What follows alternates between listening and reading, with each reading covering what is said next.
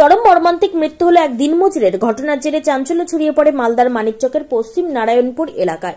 জানা গিয়েছে, মৃত দিনমজুরের নাম জামিল শেখ, বয়স 28, পেশায় দিনমজুরের কাজ করত সে। পরিবারে রয়েছে স্ত্রী এবং 2 সন্তান। ঘটনা সম্পর্কে জানা গিয়েছে, শনিবার দুপুর নাগাদ নারায়ণপুর এলাকার একটি চিপসের দোকানে লরি থেকে চিপস খালি করতে যায় জামিল। সেখানে পাকা ইটের দেওয়াল এবং গাড়ির মাঝে চাপা পড়ে শেখ জামিল। পুরো ঘটনা স্থানীয় বাসিন্দাদের নজরে আসতেই জামিলকে উদ্ধার করে মানিকচক গ্রামীণ হাসপাতালে নিয়ে এলে কর্তব্যরত চিকিৎসক মৃত বলে ঘোষণা করেন। ঘটনার খবর পেয়ে তড়িঘড়ি ঘটনাস্থল এবং মানিকচক গ্রামীণ হাসপাতালে পৌঁছায় মানিকচক থানার পুলিশ। অন্যদিকে প্রতিবেশীদের অভিযোগ, গাড়িটি ওভারলোডিং এর কারণে এই মর্মান্তিক দুর্ঘটনাটি ঘটেছে। দেহটিকে উদ্ধার করে ময়নাতদন্তের জন্য মালদা মেডিকেলে পাঠায় মানিকচক থানার পুলিশ। এদিকে লরিটিকে আটক করেছে মানিকচক থানার পুলিশ বলে খবর। মর্মান্তিক মৃত্যুর জেরে শোকের ছায়া নেমে এসেছে এলাকা জুড়ে। প্রধানের ডিপুতে খালি হচ্ছিল, সেইখানে কাঁচা ছিল, জায়গাটা কাঁচা। গাড়িতে কি ছিল? গাড়িতে পাথর ছিল। পাথরটা খালি হচ্ছিল, গাড়ির চাকা বসে যায়, বলে ওইখানে গিয়ে গাড়ির বডির সঙ্গে আর ওয়ালের সঙ্গে সেটা চাপা পড়ে যায়। এই কোথায় থেকে আসছিল গাড়িটা? মানে পাথর নিয়ে আসে ঝাড়খণ্ড থেকে। আচ্ছা, এখান থেকে বেঙ্গল হয়ে বিভিন্ন জায়গায় খালি হয়, কিন্তু কিছুদিন থেকে জাহাজ বন্ধ, ঘাট বন্ধ আছে, গাড়ির জন্য বন্ধ আছে, এরকম পাবলিক চলছে, কিন্তু বন্ধ আছে গাড়ি। কিন্তু গাড়িটা কেন কিভাবে আসলো এটা আমরা জানতে চাই। অভিযোগ আমরা করবো যে যেহেতু মানে ঘাট বন্ধ আছে, গাড়ি আসলো কিভাবে? আপনারা মনে করছেন অবৈধভাবে? হ্যাঁ, অভিযোগ ওভারলোড, সে আবার ওভারলোড। আচ্ছা, তাহলে কাকে দায়ী করছেন এই গাফিলতির জন্য? এখানে কিছু তো প্রশাসনের কিছু আছে, এক তো ঘাটবালা তো আছেই, প্রশাসনও আছে।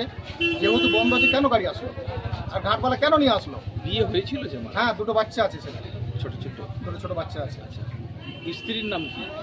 স্ত্রীর নামটা দাদা বলতে পারলাম না। আপনি কে হলেন? আমি কাকু। কাকু, কি নাম আপনার? হ্যাঁ, কিভাবে চাপা পড়লো? গাড়িতে চাপা পড়লো কিনে যে হয়েছিল, পাথর লোড করা ছিল। পাথর লোড করা ছিল। আচ্ছা, তারপর লোড করা থেকে তখন ও করলে ওই গাড়িতে ধাক্কা লেগে গাড়িতে ঘরে লেগে গেল, দালান ঘরে লেগে গেল। আচ্ছা, লাগা যাইয়া তখন ফের গাড়িটাকে তখন আগে ফাটাইতো কি করতো না করতো, দেওয়াল আর গাড়ির মধ্যে চাপা পড়েছিল। কি করতে গিয়েছিল ওখানে? ওখানে কি করতে গেল, গাড়িটা খালি করতে গেল।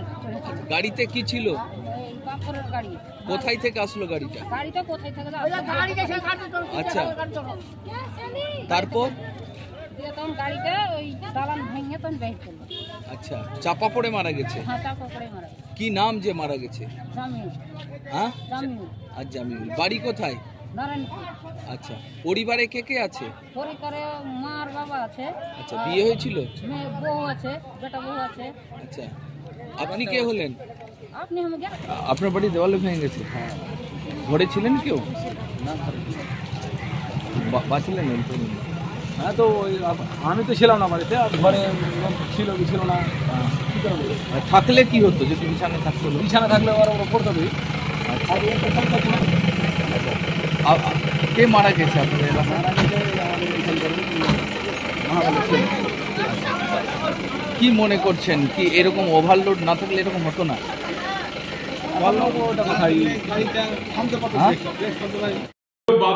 এই সরকারের সব কাজ অবৈধভাবে ওভারলোড চলছে। যেইটুকু মাল দরকার সেইটুকু ট্রাকে লোড না করে ওভারলোড করছে। ওভারলোডে আর এখন তো মনে হয় ট্রাক চলাচল বন্ধ আছে, সবকিছু নিয়ম না মেনে বেনিয়মে ট্রাকগুলো চলছে। আর এই তো প্রশাসন দায়ী।